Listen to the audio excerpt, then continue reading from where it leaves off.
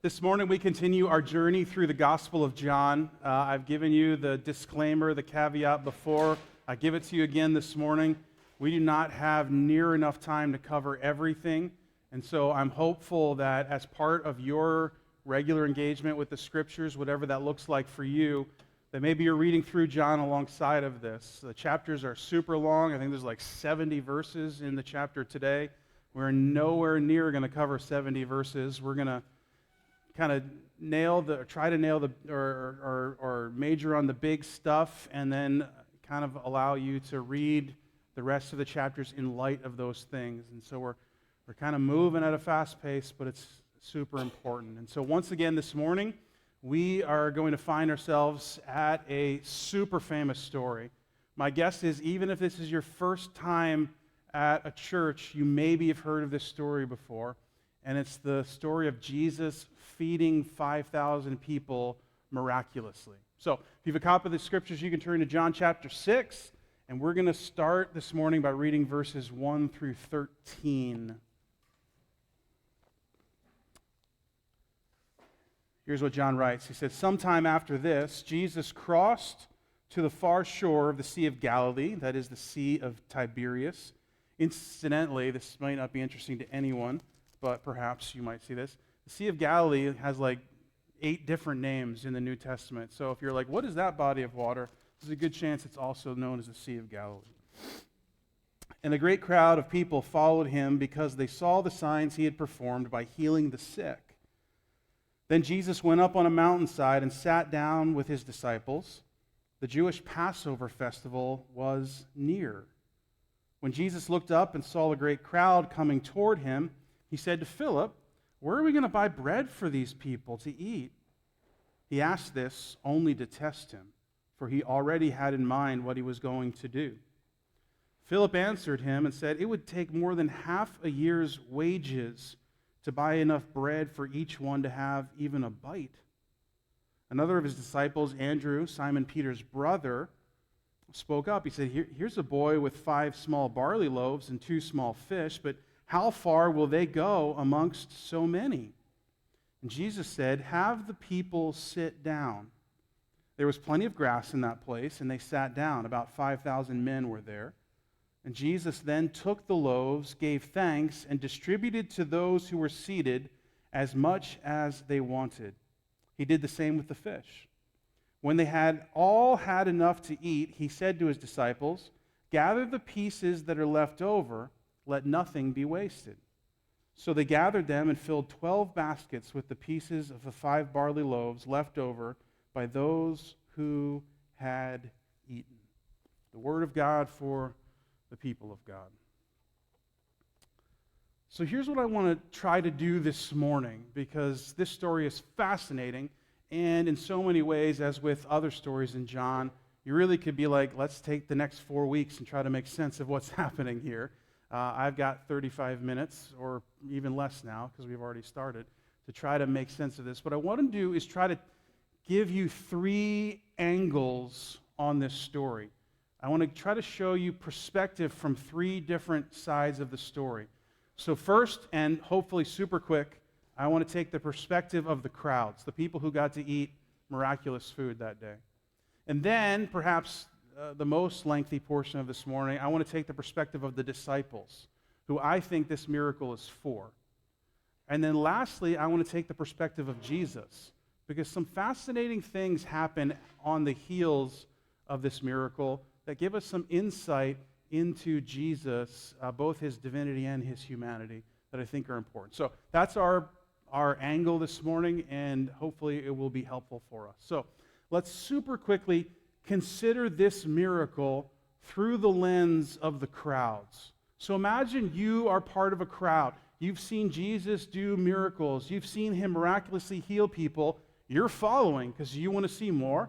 And maybe even you have something you'd like him to do for you. And you travel across the sea and you come to this other place and you're kind of not thinking about food, but your stomach is growling and you're realizing behind the scenes that there's some level of need there. Now, I don't understand, and perhaps people speculate, though it would be speculation, on whose responsibility it would be to feed people in these circumstances. I mean, it's not like Jesus told these people, follow me. But at some level, what's happening here is we see the heart of Jesus ultimately to meet the spiritual needs of people, but also to meet the basic and regular needs of people. That Jesus, in the question he asked to his disciples, is demonstrating care for the regular, everyday needs of people. And how must that have felt to the crowd as they were following Jesus to hear his teaching or to see his miraculous deeds, for him to then demonstrate his ability to meet their very basic needs? Now, we could go farther and farther into this, but I just want to set the table for you. And then think about this with me for just a minute. All of these people were following Jesus because they saw him do incredibly, what I would call glamorous miracles, right? Telling people who couldn't walk to get up and walk. I mean, that's life-changing for that person. But here's what I think we need to see through the lens of the crowd this morning very quickly, is that Jesus is also in the business of doing unglamorous miracles. Miracles that we could easily overlook, that we could easily miss in the regularity of everyday life. I mean, it's cool that he multiplied bread. I mean, super cool in many ways. But at the end of the day, it wasn't dinner at a five-star restaurant, was it?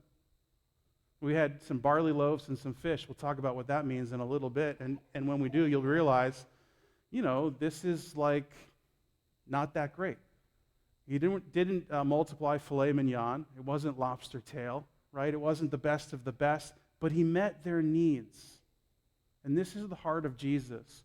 And as people who are regularly following Jesus, I want us to have eyes to see and hearts to believe that Jesus is actually regularly in the business of miraculously providing for us in ways that we in our human essence probably would never point to and give him credit and praise for. So much more could be said, but let's leave that there. Oh, well, let me say this at one level. It's fascinating to me in this story that there's leftovers. Isn't it fascinating for you? Now, people, I've heard this before said, and I guess I can't say it's out and out not true, but it's humorous to me, that the feeding of the 5,000 is theological, or at least biblical proof that you must keep leftovers, right? No throwing stuff out that's at the end of the meal. That's probably a stretch. But what's fascinating in this story, why does John tell us that? So remember, John's a master storyteller. Details are important to him. What he's showing us is that Jesus can do more than we need. He's more than capable of meeting your regular needs. There are leftovers in the Jesus miracle business. And that should be restorative and strengthening to our hearts and souls as we follow Jesus.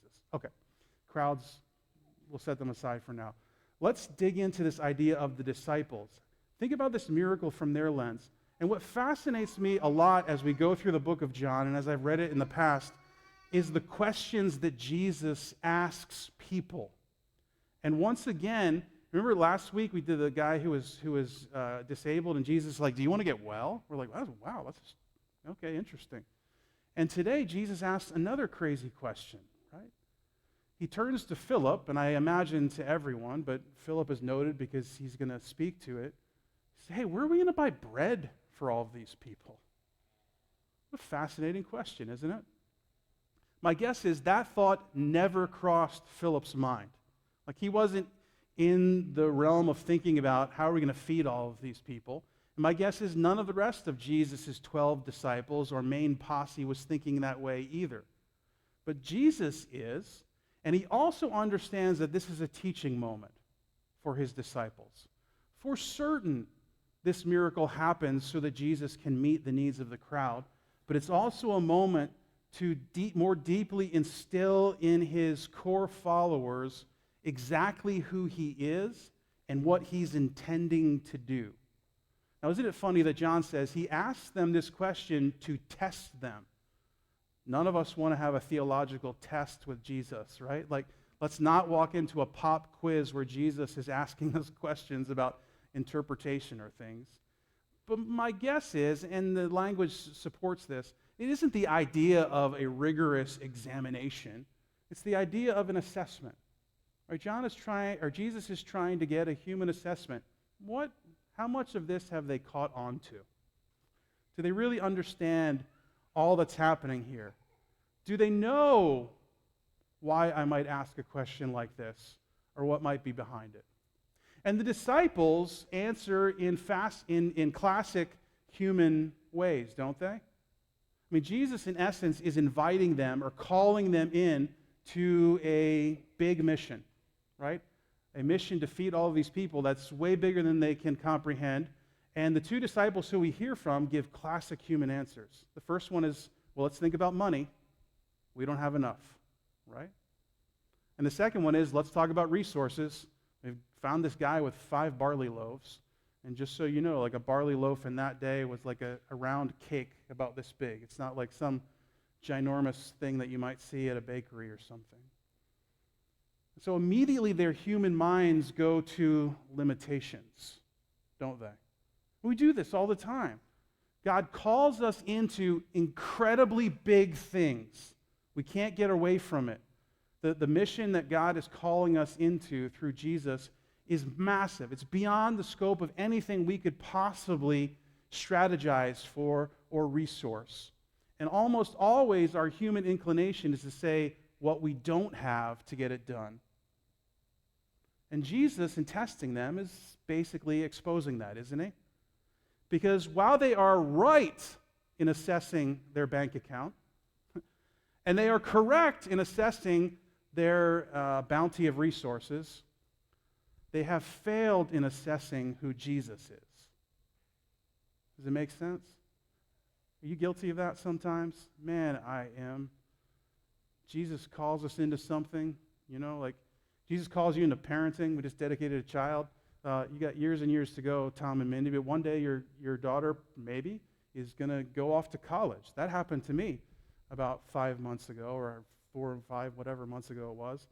And it was this crisis moment for me where I was like, oh no, who can prepare you for this? Is it going to go well? How's it going to make sense? And this moment in my human flesh, I'm assessing, have I done enough? Is this preparation? Can we make how does this? And instead of having eyes to see who Jesus is and believing in what he's called us to, changes the calculus in making an assessment of the situation, doesn't it? Jesus called us into big things. Listen, as a church, Jesus has given us a big calling. We talk about that regularly, especially if you're a covenant member. It's way bigger than our church bank account. It's way bigger than the resources that we have. But our eyes are on Jesus and the call that he's given us. That's how it has to be. Jesus isn't just assessing them. He's inviting them into it. That's why he asks the question the way he does, isn't it? Fascinating, and it's probably easy to overlook. Jesus does not ask, hey, what are we going to eat for dinner tonight? Now, that's a question that resonates with me. I don't know about you, right? It's a question that doesn't resonate with my wife when my sons or I ask her that question sometimes, but fair enough. No, the question is, what are we going to give them? It's a missional, it's an externally focused, mission-oriented question. It is not a question for personal consumption, pleasure, or gain. And what Jesus is doing is inviting them directly into his mission, and he's curious if they're picking up on the context. And I'm curious, as your pastor, if you're picking up on the context. Did you notice the context that our great storyteller John is setting for us? Think about the chronology of this story with me for just a second. The people experience signs and wonders. A crowd forms. It crosses a sea. Passover is near. Jesus goes up a mountain. If you're at all familiar with the major storyline of the Bible, flashing bulbs should be going off in your head. Well, that's the Exodus story, isn't it? The plagues and the signs and the wonders that lead to their departure, that bring them to the edge of the Red Sea, that they miraculously cross a crowd so they can get to Sinai, so Moses can go up to Sinai, meet with the Lord. And then Jesus asks exactly the right question, doesn't he? How are we going to feed these people? That's the question of the wilderness, isn't it? And Jesus asks it even more specifically. Where are we going to get bread for these people? Because if you remember, a couple of years ago when we went through the book of Numbers, God was miraculously providing bread for the people post-Exodus. Jesus is announcing and inviting his disciples into the bigger, greater, ultimate new Exodus that is underway with his arrival. And oh, by the way, major difference. In the Old Testament, manna rained from heaven. In the New Covenant, God himself comes from heaven to earth in the form of Jesus. The bread maker is now present with his people. Stunning and incredible. And John is telling this story in this incredible context. And once again, I turn your attention to the leftovers. You familiar at all with the story of the people in the wilderness? There was one do not do. Do you remember with the manna? You go and you collect manna for today. Nothing can be saved for leftovers except when you're approaching the Sabbath day of rest. Jesus collects the leftovers, the ultimate greater Sabbath with the greater provider, the greater bread maker that is entering his people into final and ultimate rest. This is who Jesus is. This is what he's doing. And the slavery wasn't to Egypt, and it wasn't in the days of his disciple to an occupying Roman army, though that's how they perceived it. Jesus saw it far greater, that our slavery was to sin and to death. A much harsher taskmaster and a much more fatal and permanent enslaver. And Jesus had come to set us free and to meet our needs and to welcome us into ultimate rest. And he's showing his disciples exactly what he's up to. But what's more, he's showing them the means in which it's going to happen. Fascinating, isn't it? God has always, for whatever reason, it's his prerogative, God has always chosen to work for the redemption of his creation through his creation. Right? So you have Adam and Eve who are created for God's glory, and then they have the massive fall. And then how is God going to redeem? Genesis 3:15, through the seed of the woman who will ultimately crush the head of the serpent. Somehow God is always weaving his story of redemption through his creation. That's why the incarnation makes perfect sense. God entering into the creation in order to set all things right. Think about it with me for just a second. There's a much better way for Jesus to do this miracle, isn't there? I think so. Like, how about if he goes, boom, and all of a sudden, bread just appears in front of everyone? And in some ways, that would be way more stunning and way more divine and way more miraculous, wouldn't it? And yet, he says, this boy over here has 5 loaves and 2 fish, I hear. Let's use them. Now, he does it in such a way, we'll find out later in the story, that people know that what has happened is miraculous. Not just the inner circle, but other people as well. But it's this way of God working through his creation. And here's what I want you to see, that this boy becomes a teaching point for Jesus' disciples. And when I say Jesus' disciples, I want you to know I'm largely including you in that discussion too.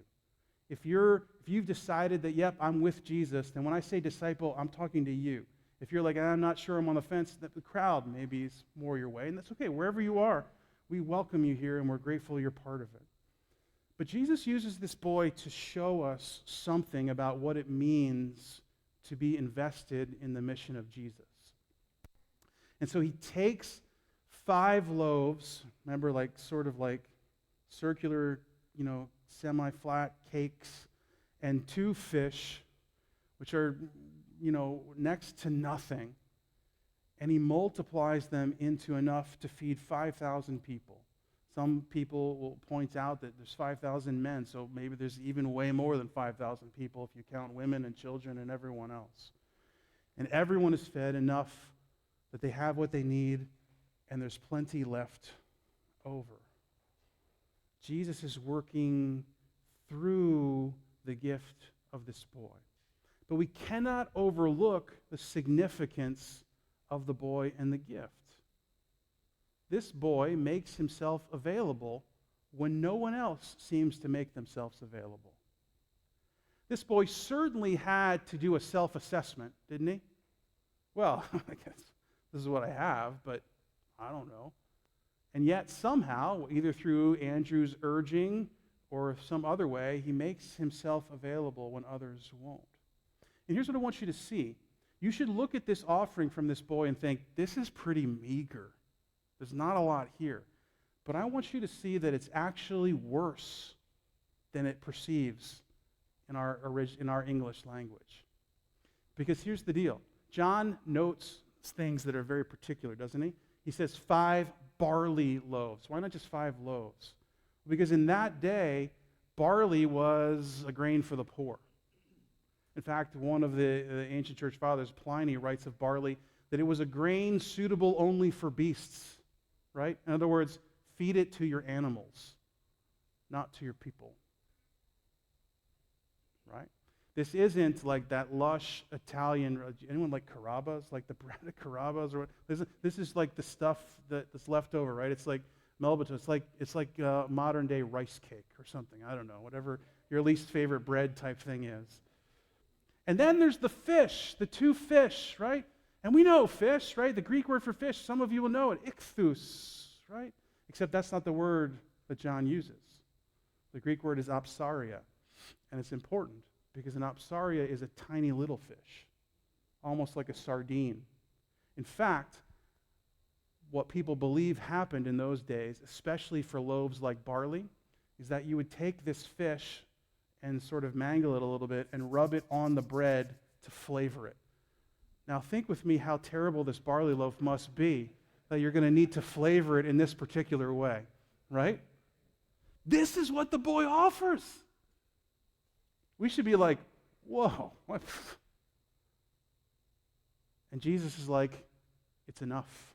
It's all I need. Now this should challenge you. It should challenge me. Because think about it with me. If you grew up in the church like I did, and it's still kind of prolific in the church today, there's a lot of people who are out there talking about, you need to sell everything and give your whole life to Jesus. It's the only way. And the people who love Jesus the most, they're missionaries. And if you can't be a missionary, at least be a pastor and all these other things. And listen, God calls missionaries and God calls pastors and God calls people to do radical things. And what God calls, you should follow. But oh my goodness, that is a clouded works-based understanding of faith if you think, if I just give away everything I have, then maybe God will be happy with me. Think about what this boy did not give. He did not give his home. He did not give his life savings. He did not give his boat. And yet, my guess is his sacrifice was sacrificial. It cost him something. Maybe his own dinner that evening, or maybe a pretty hard explanation to his parents when he got home and didn't have the groceries he was meant to be possessing. We don't know. But I want to set it in context for us. This boy chose in and gave what he had. And Jesus took it and multiplied it so that it was more than enough. This is the business Jesus is in. A couple questions for you this morning, friends. First is, don't you want to be part of what Jesus is doing in the world? We believe it. We believe that because of the death and resurrection of Jesus, that he is in the business of restoring all things. And we sang about it earlier, that he is coming again to once and for all restore all things. So what are we doing in the meantime? We're hearing the constant invitation from Jesus to join in. The question to us is, how are we going to buy bread for all these people? Now, it's different for us, right? How are your neighbors going to know about Jesus? How are the people who are desperately in need in our world, how are their needs going to be met? These things matter to our God. And a chief means through which he intends to meet the needs is his people through his creation. Don't you want to be part of that? Don't you want to invest your life in something of such significance? That's the invitation from Jesus. The question isn't, what am I going to get? What are we going to get for dinner tonight? The question of Jesus is, where are we going to get what these people need? Who's going to give it to them? Those questions are radically different. And all too often, even in the church today, the questions that are being asked and posed to people are, what do you need? Come consume. And everything is internal, and nothing is about the masses of people who are desperate to know Jesus. This morning, if you hear nothing else, hear the clarion call of Jesus to join him in his mission, to meet the physical and the spiritual needs of the masses. This is our purpose. This is why we're here. And you say, well, I don't know what I have. And Jesus is like, remember what the boy had? Remember what he gave? Did you see what he did with it? And so too, we ought to be challenged. What is it that we can sacrificially give or invest in Jesus and his gospel and his kingdom work for the joy of being part of his redemption of this world? And last question, what gift or what do you think Jesus might do with the time, with the investment of time you make, with the investment of your talents that you make, with the investment of your resources, your money that you make? What multiplying miracle might Jesus do with your gift of barley and fish for his glory and for the advance of his kingdom? These are the questions we need to be wrestling with and need to be motivated by. This is the call of Jesus upon us. And lastly, and very quickly, from the lens of Jesus, fascinating, isn't it? The people see this miracle and they're like, okay, we're convinced now. This guy probably is the prophet, right? That's what it says in our translation. And by that, what they mean, because they're picking up what Jesus is putting down, he's the prophet like Moses that Moses told us would one day come. They're seeing the context of it. So you're right. So the people saw the sign Jesus performed. They say, surely this is the prophet who's come into the world. So what does Jesus do? Jesus, knowing they were intended to come and make him king by force, withdrew again to the mountain. Now this is counterintuitive, right? This should stun us and blow us away. Because whoever, when someone was going to usher you into a kingship or queenship or whatever, presidency or whatever you want to put it, at what point do you be like, no thanks? But Jesus knew exactly what he was doing. And he knew exactly what he had to do. Think about it with me. It says they were going to make him king by force. It's a weird thing to say, isn't it? Were they going to hold a gun to his head? You're like, well, they didn't have guns back then. Okay, were they going to hold a sword to his head? Were they going to demand that he do it? That's not what this means. They're talking about the force of momentum, right? The force of the crowd's desire, the force of the intention or the excitement of the moment. And Jesus is saying, in essence, I can't get caught up in human conceptions of what I'm supposed to do. And instead, he retreats up the mountain, which is language that means he went to be with the Father. He went to be with God, to be reconnected to his ultimate purpose. It is that the people wanted to box Jesus into a role that fit their vision for what they needed. Hey, Rome is here. We hate them. They're mean to us. Get rid of them. You're a miracle maker. You're the Messiah. You'll be in charge, and then everything will be fine. And on so many levels to the humanity of Jesus, this had to be incredibly tempting. It's very similar to the way that the devil tempted him in the wilderness. And Jesus' response is, I got to get out of here. And he retreats up the mountain to be with the Father.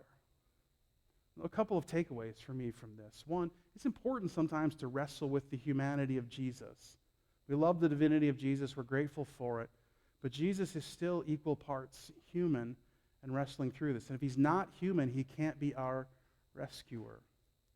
But Jesus goes up on the mountain to be redetermined in the God-given purpose for his life, which is ultimately not a smaller exodus from Rome, but the ultimate exodus from sin and death that would necessitate his human demise on the cross. Think about the internal wrestle that must have been happening on that mountain in that moment.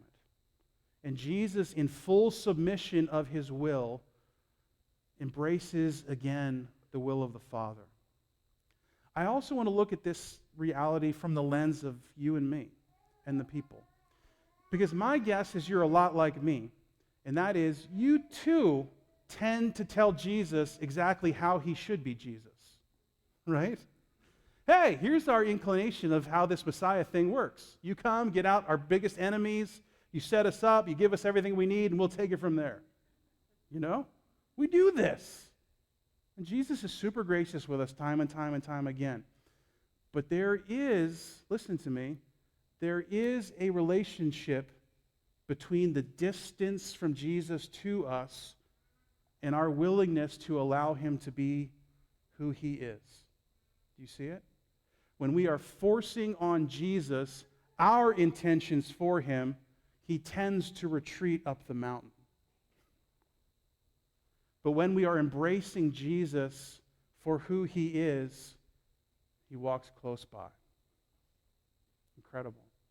We don't have time to read the rest of the passage, but if you go on, you'll see that Jesus then miraculously walks on water. Yep, we're going to skip that. Sorry. Another incredible, crazy miracle. But again, part of that miracle is not just that Jesus walks on water, but he's walking away from the kingmakers. Think about this. He is declining everything that we would want in this world. It's that kind of depth of love that Jesus has for you. That kind of awareness of your actual need that he is literally hell-bent on the cross so that he can lead the ultimate exodus that he came to do. That he rejects anything less than that. The crowds find out he's not hanging around anymore, so they come looking for him and they find him. And they're like, hey, tell us what we should do. Give us more signs. We want more miracles.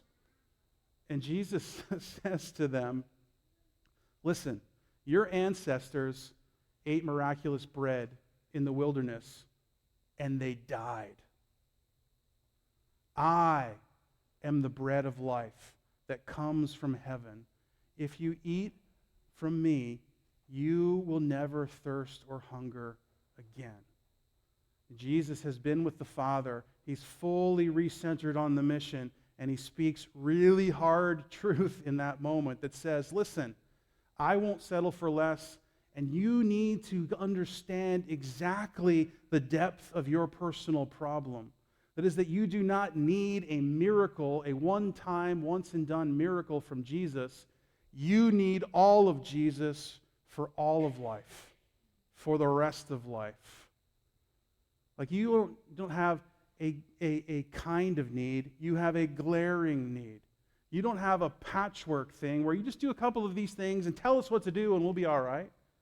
No, you need all of Jesus. What Jesus is declaring in that moment, even though the crowds didn't understand it, and his disciples certainly didn't understand it, and we only can understand it because we know how the story ends, Jesus was decidedly setting his course on the cross in that moment. When he says, I am the bread of life, he goes on to say something really weird, and we're not going to talk about it, one, because it's hard, and it's other because we don't have time. He's like, unless you eat my flesh and drink my blood. Like, no one can understand that until we get to the moment where Jesus associates himself with a Passover lamb, and then we see his death and ultimately his resurrection. We begin to understand that. But already he's speaking clearly with intent about what he needs to do so that you and I can be restored. So last question for you this morning. What is it that you're actually looking for from Jesus?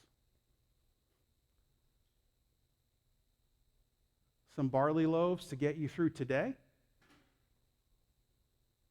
Or the bread of life that actually gives you full, genuine, and eternal life?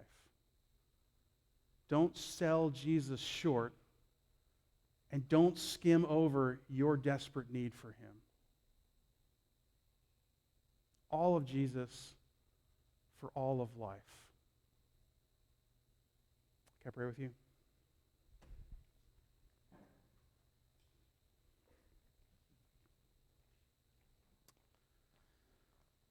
God, there's so much more we would love to say, or I'd love to say, and maybe I'm not supposed to, but I pray as we view this story from the lens of the crowd, that we would have eyes to see the miraculous ways that you meet our needs in the everyday stuff of life, the non-glamorous nitty-gritty.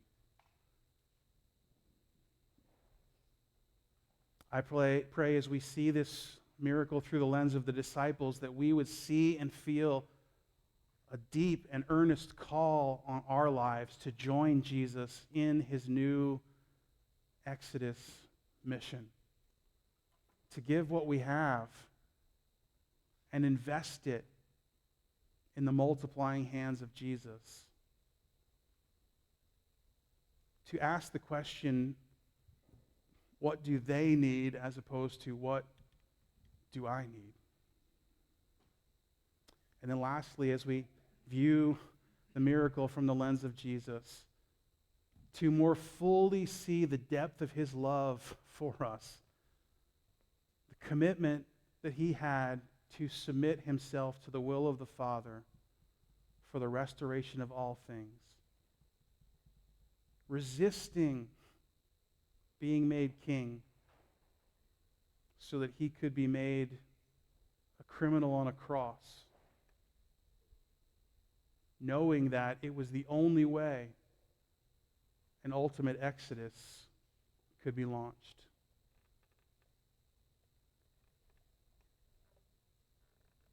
Jesus, give us eyes to see you for who you are. Forgive us for the ways in which we have tried to create you and form you in our image. Make you do the things we want. Give us an embrace of you for who you truly are and joining you in what you're doing. And increasingly give us a depth of insight into our desperate, desperate need for you. God, we declare and we believe that you, as creator, Jesus, you, as John has said, as an agent of new creation, are in the business of making new and beautiful things out of old and broken things like us. That the announcement of this Exodus, that is all the more cemented by your death and resurrection, is exactly the news that we need. May we find life nowhere else. I pray it in your name. Amen.